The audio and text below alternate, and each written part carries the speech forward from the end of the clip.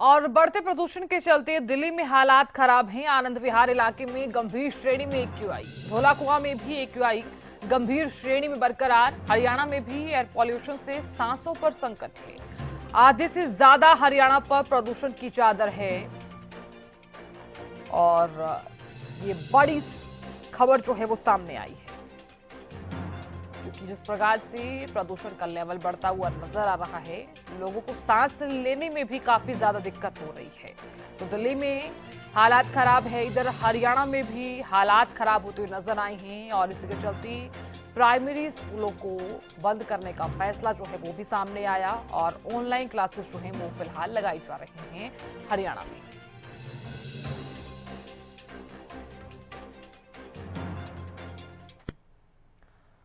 और खबर पर ज्यादा जानकारी के साथ हमारे सहयोगी पिहोवा से गगन जुड़ गए हैं। गगन, क्या तस्वीरें आप देख पा रहे हैं? दिल्ली एनसीआर समेत हरियाणा में भी यह प्रदूषण के चलते हालात खराब होते हुए नजर आ रहे हैं। पिहोवा में अभी क्या तस्वीरें आप देख पा रहे हैं?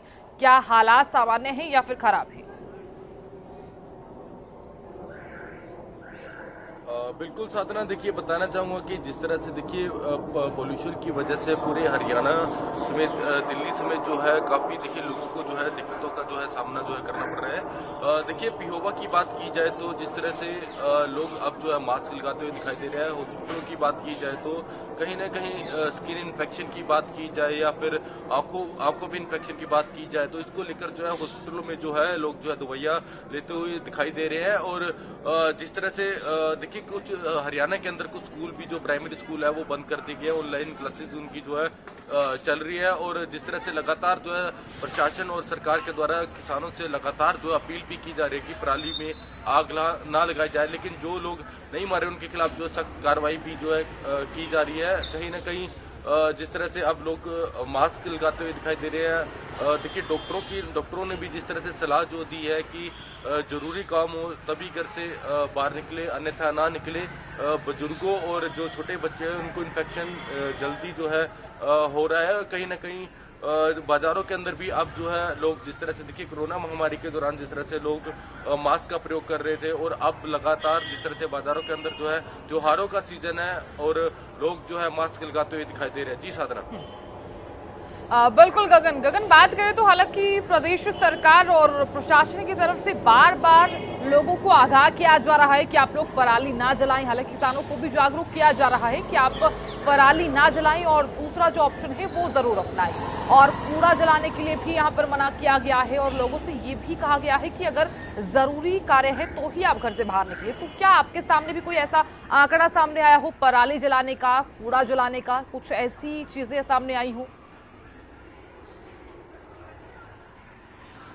बिल्कुल साधना, देखिए बताना चाहूंगा कि जिस तरह से आसपास के कुछ देखिए पिहोवा के कुछ इलाकों में जिस तरह से किसानों के द्वारा कुछ लोगों के द्वारा कूड़े के ढेर में चाहे आग लगाई जा रही है, पराली में आग लगाई जा रही है, तो उसको लेकर जो है प्रशासन पिहोवा के अंदर प्रशासनिक अधिकारी पूरी सख्ती करते हुए दिखाई दे रहे हैं। उनके खिलाफ जो है कानूनी कार्रवाई भी की जा रही है। देखिए जिस तरह से त्योहारों का सीजन है, अब जो है हरियाणा के कुछ जिलों में जिस तरह से पटाखों पर भी जो है बैन लगा दिया गया है। और देखिए और कुछ जिलों में जो है एक टाइम पीरियड जो समय सीमा जो निर्धारित कर दी गई है कि 10 बजे तक ही जो है पटाखे जो है जला पाएंगे।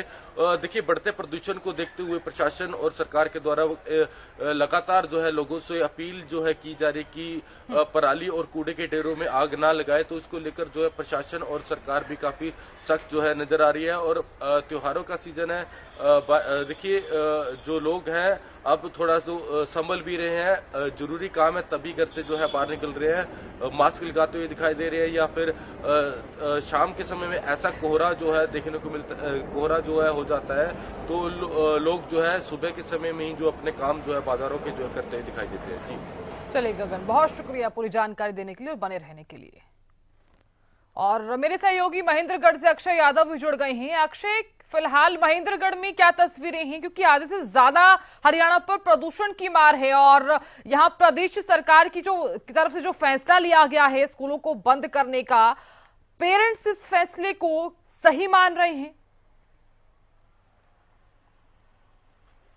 बिल्कुल साधना, जो दिल्ली एनसीआर की बात करूं चाहे हरियाणा की बात करूं, यहाँ पर जो प्रदूषण का जो स्तर है वो अभी भी जो हवा वो जहरीली बनी हुई है। और लगातार जो सरकार है वो प्रशासन है उसके द्वारा जो ग्रेड 4 का नियम वो लागू किया गया है। यहाँ तक कि जो 5वीं तक के जो स्कूल है उनको बंद करने का निर्णय वो जिला उपायुक्त पर छोड़ दिया गया है। बाकायदा 3 जिलों के अंदर जिला उपायुक्त के द्वारा स्कूलों पर भी जो छोटे बच्चे हैं उनको वहां पर घर ही रहकर ऑनलाइन क्लास है उनकी जो व्यवस्था की गई है। ऐसे में जो परिजन उनका भी यही कहना है कि जो सुबह सुबह का जो वातावरण है वो बिल्कुल ज्यादा खराब रहता है। तो ऐसे में जो छोटे बच्चे घर से बाहर निकलते हैं उनको इस जहरीली हवा से बचाव हो सके तथा उनको सांस लेने या गले के अंदर खराश जैसी जो बीमारियां उनसे बचाव मिल सके, इसके चलते जिला उपायुक्त के द्वारा ये फैसला लिया गया। इससे जो परिजन है उनको भी काफी जो संतुष्टि है कि जब तक प्रदूषण में सुधार ना हो तब तक ऐसा किया जाए। डॉक्टरों की लगातार यही सलाह दी जा रही है कि जब भी आप अपने घर से बाहर निकले तो मास्क लगाकर ही अपने घर से बाहर निकले। और ऐसे के अंदर जो बचाव के जो तरीके हैं, ग्रेड 4 की बात करूं तो तमाम जो यूनिट है प्रदूषण को रोकने के लिए,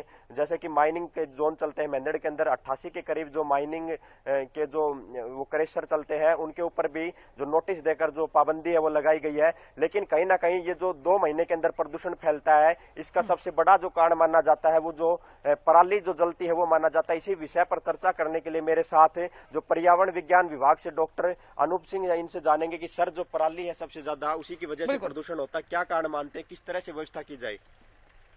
हरियाणा न्यूज के दर्शकों को नमस्कार। पराली का इस समय में हम देखते हैं कि पराली या स्टबल बर्निंग है ये 2 महीने के समय में बहुत ज़्यादा बढ़ जाती है। इसमें मुख्य कारण ये रहता है कि किसानों को जल्दी से जल्दी अपना खेत खाली करना होता है। खेत खाली करने के लिए वो फसल के जो अवशेष हैं उनको जलाना शुरू कर देते हैं, क्योंकि उन्हें अगली फसल की बुआई के लिए अपना खेत तैयार करना होता है। तो इन सभी वजह से लगभग 150 मिलियन टन कार्बन डाइऑक्साइड वातावरण में आ जाती है। इसके अलावा कार्बन मोनोऑक्साइड और दूसरी जहरीली गैसें ये वातावरण में ऐड हो जाती हैं। इसकी वजह से सांस संबंधी बीमारी, आंखों में जलन और दूसरी बीमारियां वो है शुरू हो जाती हैं। तो इसके लिए हमें गवर्नमेंट ने बहुत सारी स्कीम्स चलाई हुई हैं, जैसे बायो एंजाइम सॉल्यूशंस हैं वो हम स्प्रे कर सकते हैं। अच्छे रोटावेटर्स हैं जिनसे हम फसल को अगली फसल लगाने से पहले जो अवशेष हैं वो मिट्टी में पूरी तरह मिल जाएं। या गवर्नमेंट की और भी स्कीम है, जैसे उनसे बायो एनर्जी फॉर्मेशन के कई प्लांट्स हैं वो लगाए हैं। और गवर्नमेंट इसमें कई तरह के अपने जो कंपनसेशन है वो भी दे रही है। दिवाली का त्योहार है, आतिशबाजी का दौर भी शुरू होगा, तो पटाखों को लेकर जो प्रदूषण में और जहरीला होगा उसको लेकर किस तरह से सरकार के द्वारा व्यवस्था की जानी चाहिए। देखो, सरकार ने इस तरह के जो पटाखे हैं उन पे भी रोक लगाई हुई है। आजकल ग्रीन क्रैकर्स आ रहे हैं जो कि वैसे तो प्रदूषण करते हैं, पर पुराने जो पटाखे थे उनके बजाय इनमें कम हार्मफुल सब्सटेंस होते हैं, तो इनसे प्रदूषण पहले वाले पटाखों के मुकाबले में कम होता है। तो गवर्नमेंट ने इस तरह के पटाखों के लिए ही वो कर रही है। और वैसे पटाखे हमें कम से कम चलाने चाहिए, क्योंकि पहले से ही बहुत प्रदूषण है और इसके हमारे स्वास्थ्य के ऊपर बुरे प्रभाव पड़ सकते हैं। सर, जैसे कचरे की बात करें तो हर एक घर से कचरा निकलता है, उसके प्रबंधन के लिए किस तरह से व्यवस्था की जाए ताकि उसको जलाया ना जाए। कचरे के लिए सबसे पहले जो हमारे घरों से कचरा निकलता है उसको गीले और सूखे कचरे में हम बांट लें। सबसे आसान तरीका यही है कि जो कचरा जो गल सड़ सकता है उसको हम बायोडिग्रेडेबल वेस्ट को अलग कर लें और उसको खाद में कन्वर्ट करें। जो ना गलने वाला कचरा, सूखा कचरा है, उसको हम अलग रखें। और सूखे कचरे से हम उसमें जो रिसाइकलेबल मटेरियल है, जैसे प्लास्टिक हो गया, ग्लास हो गया, पेपर हो गया, कार्डबोर्ड हो गया, मेटल हो गया, इनको अलग करके और रिसाइकलिंग प्रोसेस में डालें। और जो गीला कचरा है उसको खाद में कन्वर्ट करके उसको हम खेती में या बागवानी में इस्तेमाल कर सकते हैं। सर, मुख्य तौर से 2 महीनों के अंदर बहुत शुक्रिया पूरी जानकारी देने के लिए और इनसे बातचीत करने के लिए। तो देखिए, हमारे सहयोगी ने भी बातचीत की है और किस प्रकार से जो घरों से कूड़ा निकलता है उसका प्रबंध किस प्रकार से किया जाए ताकि जो कूड़ा निकल रहा है उसे जलाया ना जा सके। क्योंकि हालांकि हर कोई जानता है कि हरियाणा में प्रदूषण जो है वो किस प्रकार से बढ़ता हुआ नजर आ रहा है।